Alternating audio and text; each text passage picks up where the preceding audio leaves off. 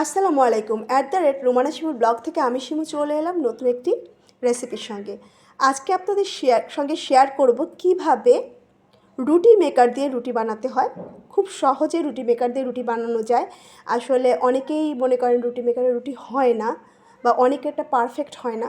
আজকে আমি দেখাবো কিভাবে পারফেক্টভাবে রুটি মেকারে রুটি তৈরি করতে হয়। প্রথমত রুটি মেকারটাকে রেডি করে নিতে হয়। রেডি বলতে রুটি মেকারটাকে, এটা আমার অনেক ইউজ হয়, অনেক ইউজ হয়। রুটি মেকারটাকে এরকম পলি র্যাপিং পেপার যেগুলো হয় না, পলি পেপার, দেখুন এরকম একটা পাওয়া যায়, বাজারে কিনতে পাওয়া যায়। ইভেন আপনার রুটি মেকারের সঙ্গেও এটা দেয়া হয়। এই পলিটা দিয়ে র্যাপিং খুব সুন্দর করে র্যাপ করে নিতে হবে বা র্যাপিং করে নিতে হবে বা ঘুরিয়ে ঘুরিয়ে পেঁচিয়ে নিতে হবে। এটারও সেম, দেখুন আমি এপাশ ওপাশ দুই পাশ পেঁচিয়ে নিয়েছি এবং ধরার সুবিধার্থে আমি এখানে একটা হোল করে নিয়েছি যেন আমার হ্যান্ডেলটা ধরতে কোনো অসুবিধা না হয়। দেখুন নিচের অংশটাও কিন্তু সেমভাবে র্যাপিং করে নেওয়া হয়েছে। তো এবার দেখাবো কিভাবে রুটি মেকারের জন্য রুটির ডো তৈরি করতে হয়। আমি মেজারমেন্ট কাপের 2.5 কাপ আটার রুটি করব, সেজন্য আমি দিয়ে দেব 1, 2, 3 এবং 3 ভাগের 1 কাপ। 3 ভাগের 1 কাপ, 3 কাপ এবং 3 ভাগের 1 কাপ পানি। আমি 2.5 কাপ আটার ডো করব। দিয়ে দেব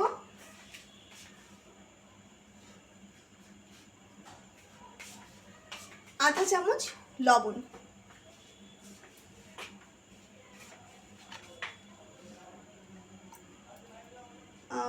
2 টেবিল চামচ রেগুলার তেল বা রান্নার সয়াবিন তেল। এবার আমি অপেক্ষা করব পানিটা ফুটে ওঠার জন্য।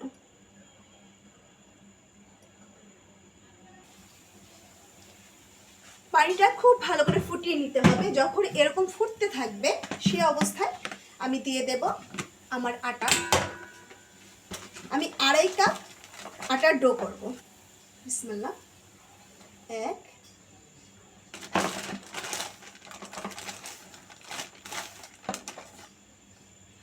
2,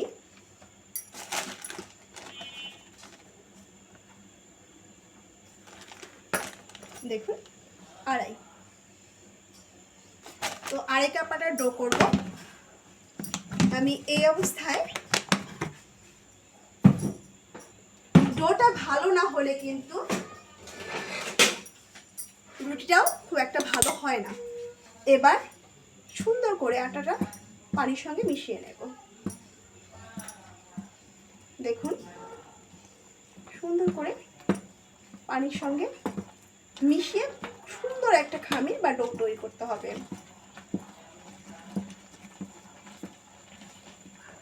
পানিটা অ্যাকচুয়ালি আটা, আপনি কোন ব্র্যান্ডের আটা ব্যবহার করছেন, কেমন আটা ব্যবহার করছেন তার উপর ডিপেন্ড করে। তো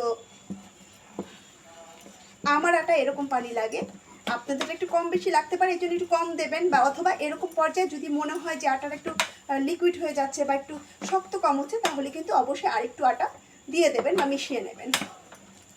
আমারটা এরকমই লাগে এবং এভাবে সুন্দর একটা ডো তৈরি হয়ে যায়।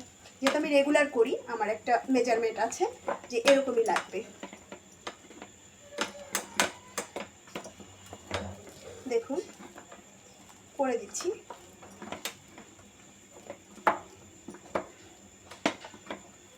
এই পর্যায়ে আমি আরেকটু আটা ছিটিয়ে দেব।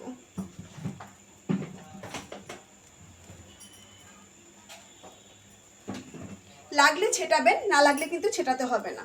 আমারটা মনে হচ্ছে আরেকটু লাগবে, এই জন্য আমি ছিটিয়ে দিচ্ছি। জাস্ট অল্প 1 টেবিল চামচের মতন আটা আমি ছিটিয়ে নিলাম, কারণ আমার মনে হচ্ছে যে আটাটা লাগবে। যদি না লাগে, আপনাদের ডো যদি সুন্দর মতো স্টিটি হয়ে যায় বা দেখেই বোঝা যায় যে না এটা সুন্দর একটা ডো হয়ে গেছে, সেক্ষেত্রে আপনারা দেবেন না। তো আমারটাও দেখুন খুব সুন্দর ডো হয়ে গেছে।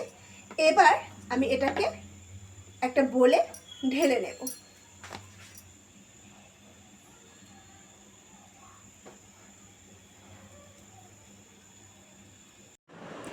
চলে এলাম 15 মিনিট পর, দেখতেই পাচ্ছেন ঘেমে গেছে, আটাগুলো সেট হয়ে গেছে। এখন কিন্তু আটাগুলো বেশ গরম আছে। এই অবস্থায় আটাগুলো মথে নিতে হবে, অনেক গরম। আমি একটু ঠান্ডা করে নেব।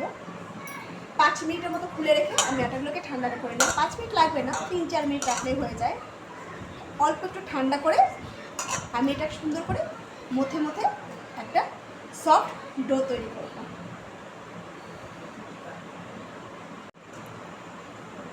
আমি 5-6 মিনিট এটাকে সুন্দরভাবে মথে নিয়েছি। দেখেন কত সুন্দর একটা ডো হয়েছে। এটাই হচ্ছে পারফেক্ট ডো। এটা কিন্তু হাতে লাগে না, হ্যাঁ, এখন হাতে লাগবে না, সুন্দর করে উঠে যাচ্ছে। এবার আমার পছন্দ মতো আমি গোলা তৈরি করব। প্রত্যেকটা রুটির জন্য গোলা তৈরি করব।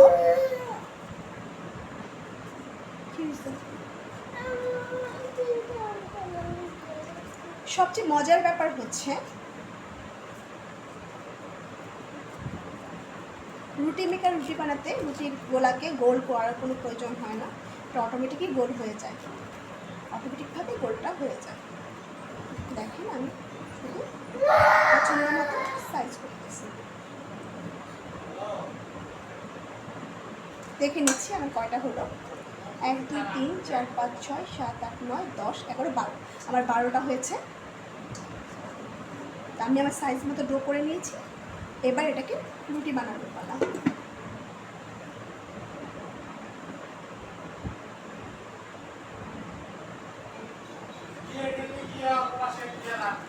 দেখেন তৈরি হয়ে গেল।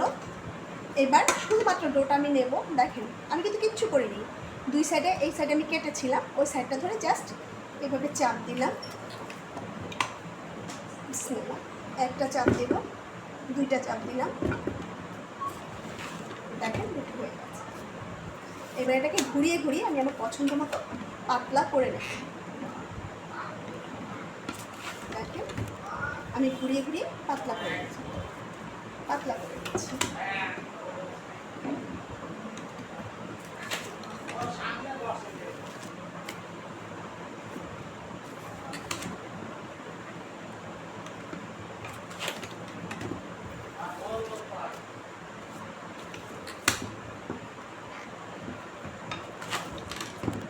তৈরি হয়ে গেল আমার রুটি।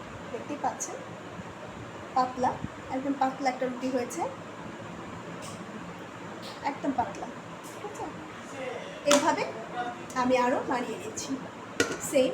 দেখেন আমি জাস্ট এইভাবে একটা গোল করলাম, করে জাস্ট এটার জন্য এক্সট্রাভাবে রুটি গোল করার কোনো প্রয়োজন হয় না। দেখেন চাপ দেওয়ার সঙ্গে সঙ্গে কিন্তু আমার রুটি হয়ে গেছে।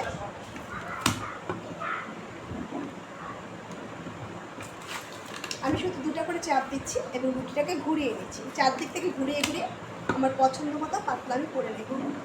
রুটিটা কতটা পাতলা হয়েছে আপনাদের দেখানোর চেষ্টা করছি। দেখেন আমার রুটির ভেতর দিয়ে কিন্তু এই দেখেন প্লেটের ডিজাইনটা ফুটে উঠেছে।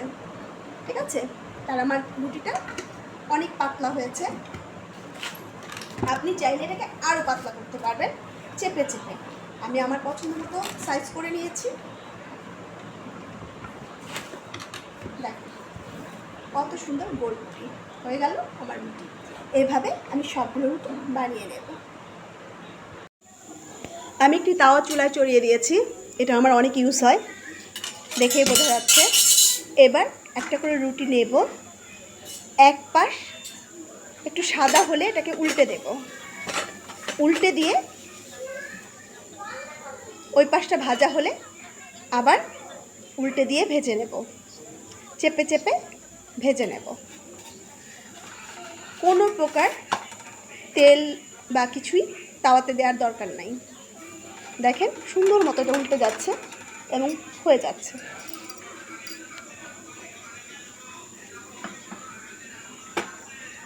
লক্ষ্য করলে বুঝতে পারবেন যে আমি এপাশ ওপাশ করে রুটিগুলোকে জাস্ট চেপে চেপে ভেজে নিচ্ছি।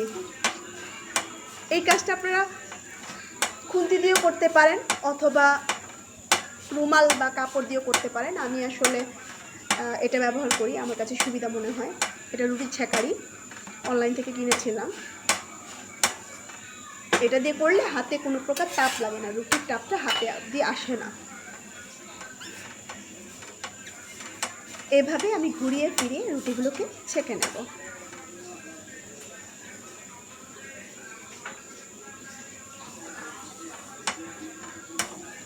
যে যতটুকু করতে চাইবেন, মানে ডিপ কালার সেরকম করে নেবেন। আমি একদম সাদা সাদা করবো, কারণ আমার বাসায় চুরুটি কালো হলে পছন্দ করে না। তো আমি একটু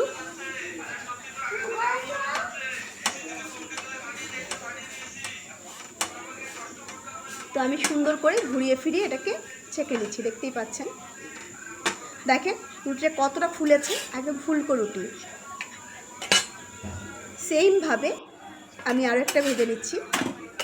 দেখেন আমি এটা একটু ডিপ করে ভেজেছি আপনাদের দেখানোর সুবিধার্থে। দেখেন উল্টে পাল্টে নামিয়ে নিচ্ছি। এইভাবে আমি সবগুলো রুটি নামিয়ে নিয়েছি। তো আজকে এই পর্যন্তই। দেখেন কি সুন্দর রুটি হয়েছে, কেউ বুঝবেনই না যেটা রুটি মেকারের। তো @রুমানা শিমুল ব্লগ থেকে আমি শিমুল আজকের মতো বিদায় নিচ্ছি। দেখা হবে আবার নতুন কোনো বিষয়, নতুন কোনো রেসিপি নিয়ে।